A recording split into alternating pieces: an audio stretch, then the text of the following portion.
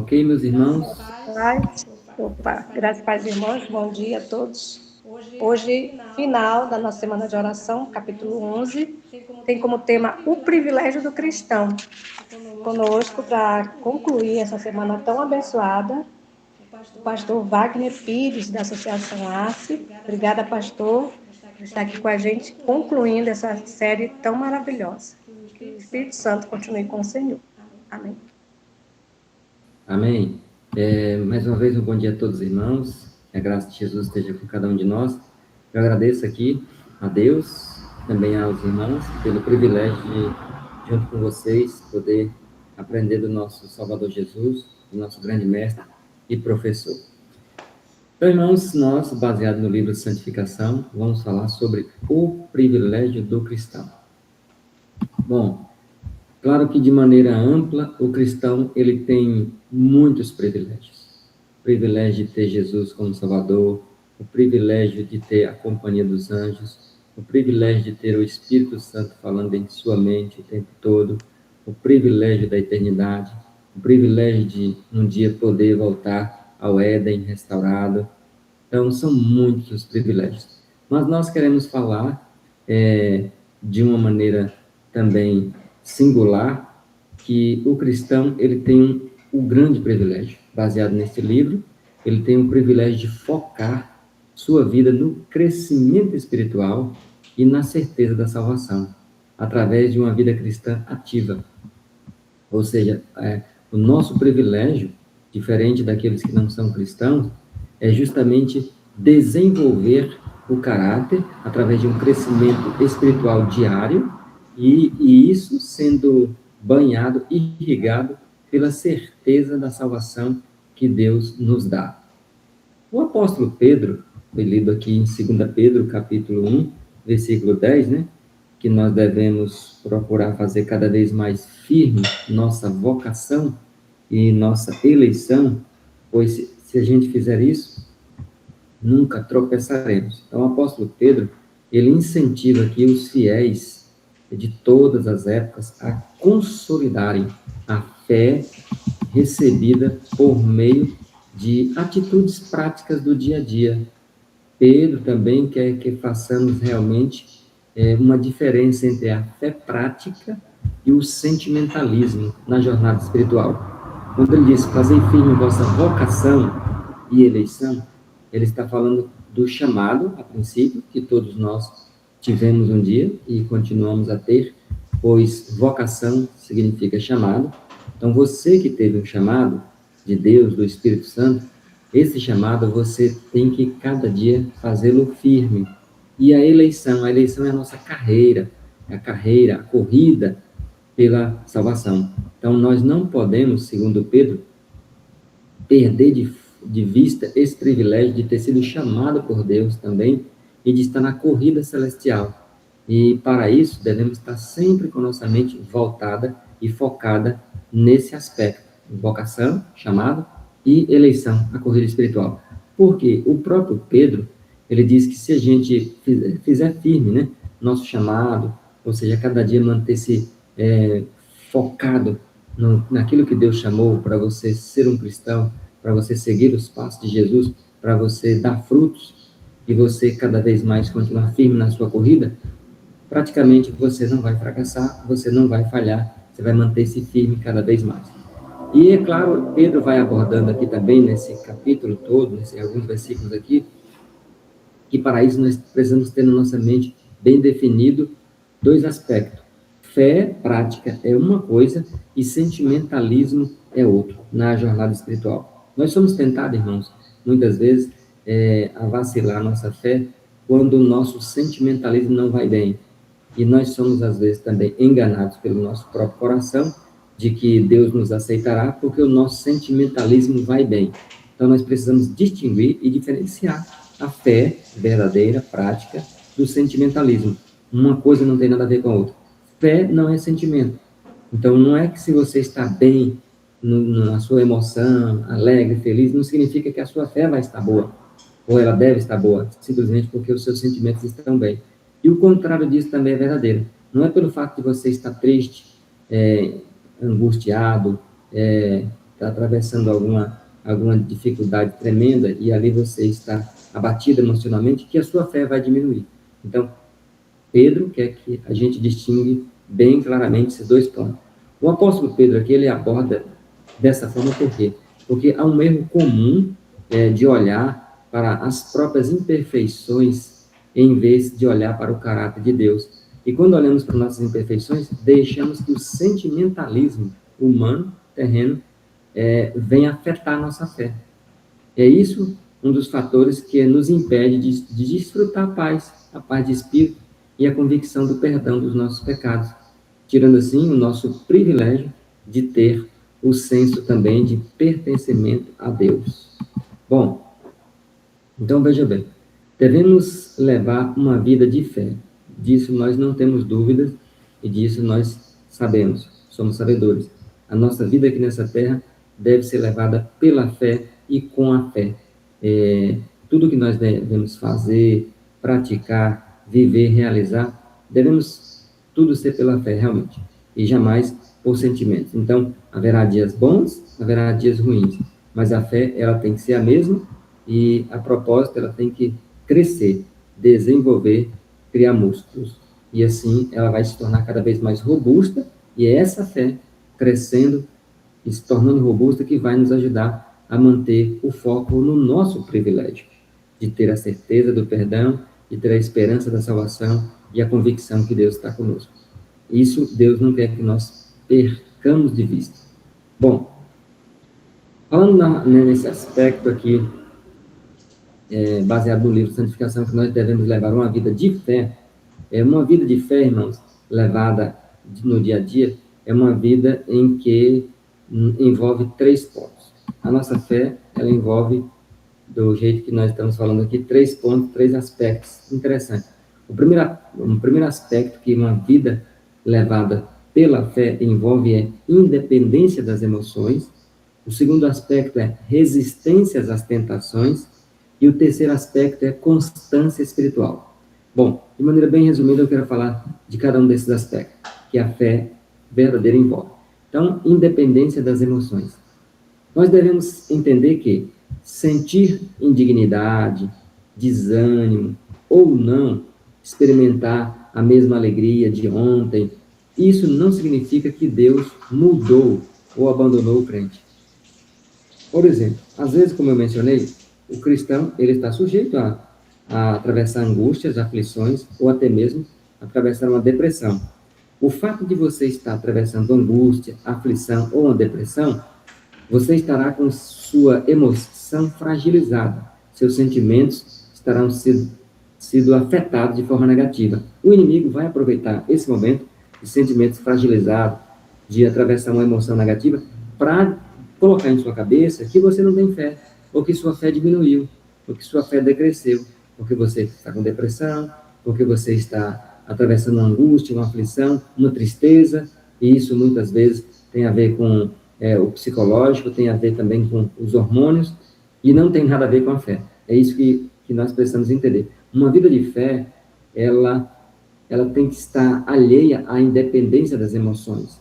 Não significa que você tem que estar alegre a 1000 para mostrar que você tem fé e que sua fé é forte. Não, você pode estar triste, você pode estar aflito como Jó, você pode estar triste como Jó, aflito como Esther e o próprio Jesus no jardim do Getsemane, e a sua fé continua a mesma, entende? Então a fé, ela deve ser constante, irmãos, independentemente de como você se sente no aspecto emocional.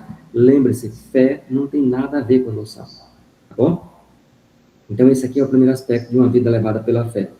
Você não vai deixar que as coisas se abatam. Lembrando de um texto do Espírito de Profecia, Arnold fala que no tempo de angústia, o mundo será mergulhado numa tristeza indescritível, uma aflição e uma angústia incalculável, e o povo de Deus, nesse período das pragas, vai ser, de certa forma, afligido um pouco pela angústia. E a fé será a mesma, não vai ter diminuído nossa fé.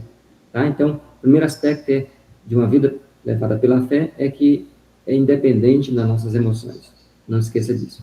O segundo aspecto que eu mencionei é a resistência às tentações. Uma vida de fé é uma vida de resistência às tentações. E isso aqui faz parte do privilégio do cristão. Satanás, ele costuma usar o sentimento de culpa e o peso do pecado para gerar dúvidas na mente da pessoa. Especialmente essas dúvidas, ele vai colocar na nossa mente dentro do aspecto do perdão de Cristo. Ele vai colocar em sua cabeça: será que Deus me perdoou mesmo aquele pecado? Mas aquele pecado foi tão horrível, tão grave, será que Ele me perdoou? Então, será que Ele tem me perdoado os meus pecados? Essa dúvida cruciante, o inimigo vai martelar em sua cabeça no dia a dia. Por quê? Porque a dúvida é inimiga da fé. Então, se tem uma coisa que é inimiga número 1 da fé, chama-se dúvida. E enquanto nós abrigamos dúvida, a nossa fé pode ser minada mesmo. Então, precisamos resistir a tentações e não dar lugar à dúvida que o inimigo tenta colocar. A instrução de Deus é enfrentar a dúvida, certo? É enfrentar a tentação. E isso não confiando nos seus próprios méritos. Você não vai enfrentar a tentação nem a dúvida porque você é forte, é sábio, sabe o que pode fazer, o que deve fazer, porque você é capaz. Não. Mas no poder da expiação do sangue de Cristo. Você nunca pode esquecer que as tentações virão, inclusive a tentação da dúvida, porque é uma tentação, e você vai resisti-la pela expiação que Cristo fez na cruz do Calvário e continua fazendo hoje, ininterruptamente, por você, por cada um de nós. Então, esse é o segundo aspecto de uma vida vivida pela fé, resistência às tentações. E o terceiro aspecto é a constância espiritual. A vida cristã, irmãos, ela requer uma confiança inabalável em Cristo. Tanto nos momentos de luz, alegria, né, espiritual, quanto nos momentos de trevas, dúvidas, provações, privações. Então, a nossa constância espiritual deve ser a mesma. Deve ser a mesma durante a luz do dia, deve ser a mesma durante as trevas da noite. A gente tem que ter constância espiritual, assim como Jó. Jó, ele é um exemplo humano, falando aqui, de uma pessoa que tinha constância espiritual, de uma pessoa que sabia resistir às tentações e de uma pessoa que sabia separar o sentimentalismo da fé. Então, esses três aspectos que denotam uma vida de fé são aspectos que têm que estar presentes em nós. E a constância espiritual, ela deve ser uma verdade presente para cada um de nós, se queremos desfrutar do privilégio de ter Cristo como centro do nosso coração. Bom, apesar de vivermos num mundo onde as tentações são constantes, né? Para não dizer que é 24 horas, porque a gente está dormindo, mas as tentações são todo momento, precisamos entender que cabe a nós resisti-las a todo momento, se queremos desfrutar da vitória por meio de Cristo, como estamos falando aqui. Quando resistimos às tentações, irmãos, ocorre um efeito positivo dentro de nós. Isso aqui é muito importante a gente entender. Quando você resiste às tentações, seja de mentir, de enganar, de adulterar, de prostituir, de comer coisas erradas, de ter um estilo de vida mundano, quando você resiste à tentação, aquela que você sabe que é a sua tentação, que às vezes faz o seu coração abalar, tremer, mas você a resiste, isso vai produzir dentro de você um efeito positivo e benéfico. Esse efeito, irmãos, positivo de resistir a uma tentação, ele impacta a nossa transformação interior, de dentro para fora. Através da promessa de Deus, nós, ao resistirmos às tentações, somos chamados e somos levados a receber um coração de carne, prometido em Jeremias. Olha que eu colocarei em vocês um coração de carne. Você lembra? Então, quando nós resistimos a uma tentação, seja ela qual for, há um efeito positivo dentro de nós, dentro da nossa mente, e Deus ali tira cada vez mais o nosso coração carnal, né, endurecido, pecaminoso, e coloca um coração maleável, sensível. Quando ele tira o coração de pedra e coloca o coração de carne. O coração de carne ali está se referindo a um coração maleável, a um coração sensível aos apelos de Deus. Criamos também, no nosso caráter, irmãos, uma resistência ativa, aquilo que é chamado de resistência ativa. Cada vez que você resiste a uma tentação, há uma resistência dentro de você ativa e viva. Essa resistência ativa, ela fortalece a sua mente contra o mal no combate. e leva-te a assumir um relacionamento mais próximo com Jesus. Então, é muito importante resistir a uma tentação. É muito beneficente para a alma. É muito refrigerador.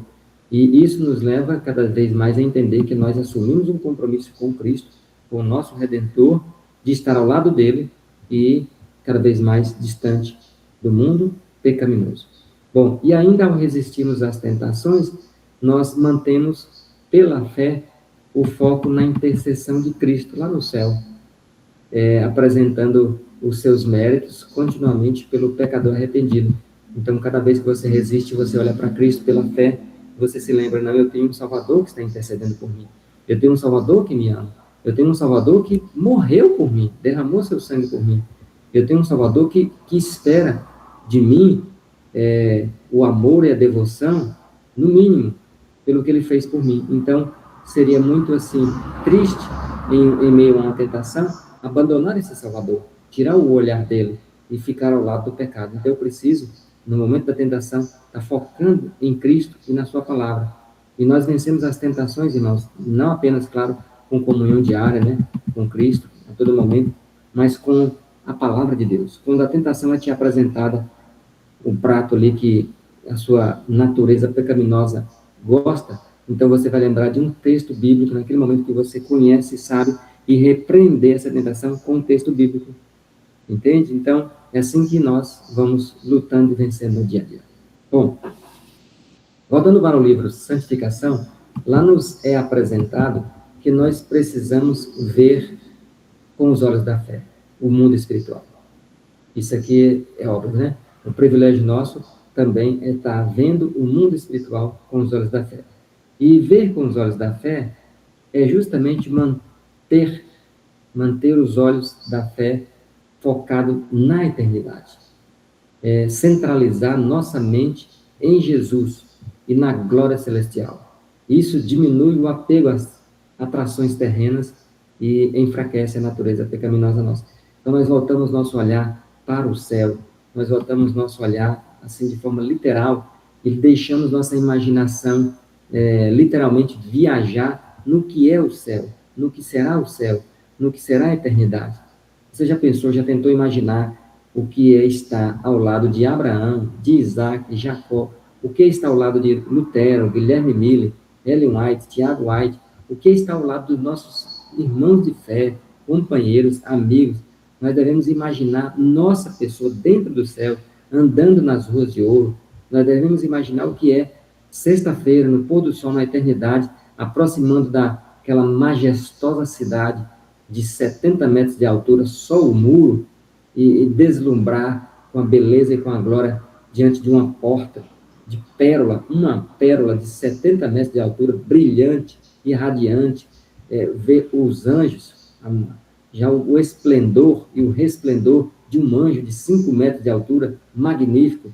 Então, irmãos, isso tudo vai fazendo com que nossa fé vai desenvolvendo. E nós perdemos o foco aqui das coisas bobas e passageiras dessa terra. Tiramos nosso foco das coisas vis, desprezíveis aqui desse mundo. Precisamos realmente centralizar nossa mente na eternidade. Vocês já imaginaram que na eternidade nós não vamos mais registrar aniversário? Nós até vamos fazer aniversário, porque o ciclo semanal vai continuar a ter, o ciclo mensal vai ter, e o ciclo anual vai ter na eternidade. Porém, nós vamos perder de vista quantos bilhões de anos teremos, quantos trilhões de anos teremos, porque os anos vão vir e vão ir, como se realmente não passasse mais o tempo. É como se o tempo fosse congelado para todo sempre. Porque imagina o que é passar 1 bilhão, 1 trilhão de anos e você nunca mais ter um cabelo branco.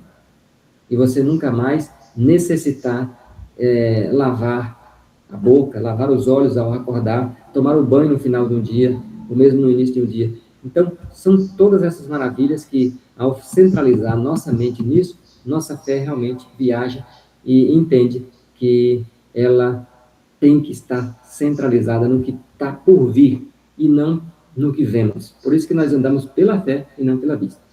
Bom, nós temos agora, falando de uma fé viva e ativa, falando das pessoas que desfrutou privilégios com Deus, né? Porque eram cristãos. Nós queremos agora abordar o exemplo de Estevão. Estevão é uma inspiração, irmão, para nós. Estevão é uma inspiração para todo cristão. E Estevão, além de outros cristãos fiéis do passado, mas falando de Estevão, Estevão é um padrão também para nós seguirmos do que a nossa fé pode chegar, de como a nossa fé tem que desenvolver. Estevão ali é o padrão de vida que nós precisamos ter para nós. Diante do conflito espiritual, da perseguição que a igreja apostólica enfrentou, Estevão, irmãos, o que ele fez? Ele não lamentou as provações, as perseguições, ele não lamentou as dificuldades que estava passando. O que ele fez? Ele contemplou Jesus. Estevão contemplava Jesus. Estevão tinha o privilégio de ter vida íntima com Jesus. E essa conexão de Estevão com Jesus foi uma experiência diária para o exercício da fé dele. Não foi assim no estalar de dedos que Estevão chegou àquele grau elevado de vida espiritual. Não, foi no dia a dia, momento a momento, que ele trabalhou a sua própria fé, contemplando a Jesus, né? Ele foi transformado e expressou Cristo em seu caráter. Isso deu paz para Estevão, isso deu coragem para Estevão. Mesmo num momento de terror, chuva de pedras para todo lado, na cabeça de Estevão, nas costas de Estevão, no rosto de Estevão, na boca de Estevão, no peito de Estevão. Estevão estava em paz, enquanto os homens ao seu redor estavam espumando de raiva, de ira, de terror. Estevão estava em perfeita paz.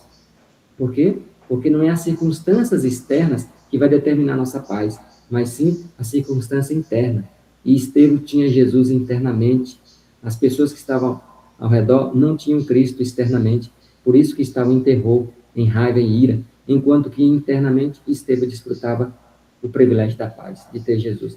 Então essa conexão com Jesus transformou Estevão diariamente, levou ele a ter uma experiência, trouxe coragem ao seu coração e paz. Estevão tinha experiência diária, exercitando a sua fé em Deus. Estevão, como Estevão a nossa fé, digo aqui, como Estevão, nossa fé precisa ser exercitada também, irmãos, diariamente, pois não sabemos quando e nem como será nosso último momento contra Satanás aqui nessa terra e contra a perseguição. De repente, se nossa vida final for como a de Estevão, como nós reagiremos? Tudo vai depender da fé que desenvolvemos hoje no dia a dia. Como a mente humana está muito acostumada a se concentrar nas coisas materiais e terrenas, é necessário reservar, então, irmãos, momentos diários para meditação, momentos diários para oração e momentos diários para reflexão. Foi assim que Estevão desenvolveu a sua fé. E é essa a maneira de exercitar nossa fé, como todos os cristãos vitoriosos de todas as épocas fizeram, irmãos. Então, nós precisamos disso aqui. Então, um conselho, por exemplo, nesses momentos aí de Copa do Mundo, de jogo, de tribulação, de gritaria, a melhor forma de você se distanciar disso é procurar momentos e locais, na medida do possível, onde você escolha esse momento em que o povo está na gritaria da Copa, para entrar em comunhão com Deus, para analisar o seu caráter, analisar a sua vida pessoal e íntima. Como está a sua vida com Deus? Você está pronto para ir para o juízo, para ser examinado, sua vida agora no momento? Então, enquanto o mundo perde e desperdiça seu tempo com coisas inúteis, fúteis e passageiras, nós, então, aproveitamos esse tempo de maneira nobre e espiritual. Então, agora, 3 pontos que podemos trabalhar nosso desenvolvimento espiritual, irmãos, e esses 3 pontos nós precisamos trabalhar e vencê-los. Porque se nós não trabalharmos e vencermos esses 3 pontos, nós podemos silenciar a voz do Espírito Santo de maneira gradativa também em nosso coração. Vamos ver aqui quais são os 3 pontos que nós precisamos trabalhar, como Estevão trabalhou, como Enoque e tantos outros trabalharam para vencer de forma interna. O primeiro ponto é obediência, ela está inseparável do perdão. Devemos lembrar disso. Então, você foi perdoado para obedecer. O segundo ponto é que a luta entre a carne e o espírito. Um vai vencer e o outro vai ser derrotado. E o terceiro ponto, onde está a nossa dependência? Em Cristo ou em nós mesmos? Em Cristo ou no nosso dinheiro? Em Cristo ou na nossa força, nossa inteligência? Bom, então vamos falar do primeiro ponto aqui também de maneira resumida. A obediência, ela é inseparável do perdão. ou o perdão é inseparável da obediência. Então, a verdadeira fé, irmã, falando desse primeiro ponto, a verdadeira fé resulta em obediência. Nunca esqueça disso. Eu tenho fé e essa fé opera uma obediência em mim de forma voluntária, não é forçado. Eu não devo pensar assim, eu tenho fé e porque eu tenho fé, então eu vou me lançar do penhasco que os anjos vão me proteger. Isso nunca foi fé e nunca será. Foi presunção. Então eu tenho fé e porque eu tenho fé, eu vou ser curado. Isso é presunção, porque nem sempre Deus cura. Nós temos inúmeros exemplos da Bíblia de homens de grande fé e Deus não curou. Então, Eliseu, por exemplo, o homem curou tantas pessoas, fez o dobro de milagre de Elias e morreu com reumatismo lá, uma doença no sangue, lá nos pés. Paulo, o grande apóstolo da fé e da coragem, ninguém até hoje teve uma fé tão robusta quanto a de Paulo, e maior do que a de Paulo, e Paulo teve problema de saúde severa. Então, nós precisamos entender que fé não é presunção. E a fé, então, ela está alinhada à obediência. Então, a verdadeira fé te leva a obedecer, inquestionavelmente. Então, condescender intencionalmente, irmãos, lembre-se disso. Falando desse primeiro ponto, condescender na mente, intencionalmente, com pecados conhecidos, isso afasta a alma de Deus e silencia a voz do Espírito Santo. Então, você não pode, porque você tem fé, de vez em quando, você dá uma escapadinha para fazer os desejos da carne. Isso não é fé. A fé está sendo minada de forma presunçosa. Então, lembre-se disso. O primeiro ponto que nós precisamos trabalhar e vencer, como Estevão venceu, é que o perdão verdadeiro, ela está acompanhada de obediência autêntica. O segundo ponto é que a luta entre a carne e o espírito é constante. É assim mesmo. Vai ser até o fim da vida.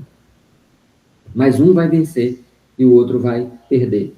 Um vai viver e o outro vai morrer. O cristão, ele vai enfrentar o combate constante contra as inclinações pecaminosas do seu coração.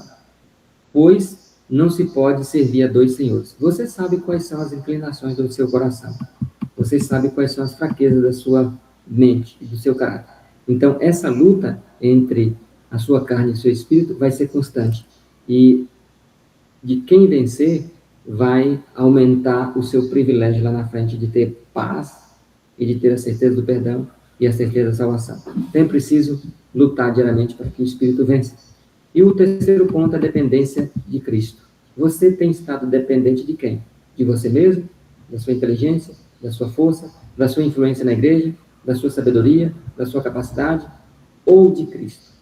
A vitória sobre as concupiscências, irmãos, carnais, sobre os desejos pecaminosos, como a ira, o egoísmo, o orgulho, a vaidade, a exaltação própria, o temperamento azedo.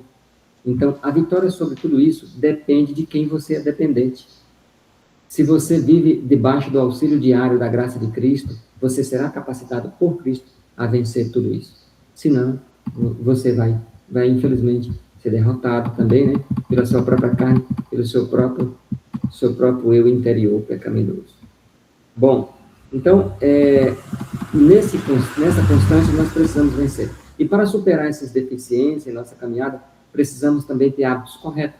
Precisamos oração como sustento diário, assim como o alimento físico, já conhecemos, né, o texto, é importante, a oração é importante para a alma. A oração conecta a alma a Cristo, nutrindo assim a vida espiritual. Assim foi com Estevão, assim foi com Paulo, assim será comigo e com você. Disciplina mental, corrigir os pensamentos aqui o tempo todo, trazê-los de volta a Deus, é um exercício de foco e de privilégio que só os cristãos têm, irmãos.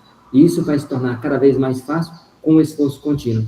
Então, disciplina mental. Então, o pensamento impuro veio, resista ao pensamento. Fala, eu não quero pensar nisso. E comece a pensar nas coisas celestiais. Então, o nervosismo, a irritação está chegando em seu organismo, pense em Cristo, em suas atitudes, suas ações, e intercepte seu temperamento ruim, negativo, né? Para que você não venha tratar os outros mal. E prioridade espiritual. Colocar a vida religiosa em primeiro lugar garante que as faculdades morais e físicas estejam alinhadas com o propósito de Deus. Então, queridos irmãos, quero já partir para a conclusão nesse momento. Meus queridos irmãos, nós devemos ter uma vida voltada para Deus. Sua vida vale muito para Deus. você nunca pode esquecer de reconhecer o seu estado junto à cruz, o meu estado junto à cruz. O amor de Cristo é incomparavelmente maior. Jesus fez muito por mim e eu preciso entender que eu tenho que voltar minha vida ao lado dele como privilégio de tê-lo e fazer dele o principal, o primeiro e o último em minha vida. Nossa verdadeira dignidade importa para Jesus. Então, precisamos também levar a sério tudo o que nós temos e conhecemos para que Jesus assim nos ajude a manter sempre voltada para a sua vida e o centro do céu. Por isso, nós devemos ter a mente em todo o tempo, lembrando que pertencemos a Cristo, que nós pertencemos a Ele.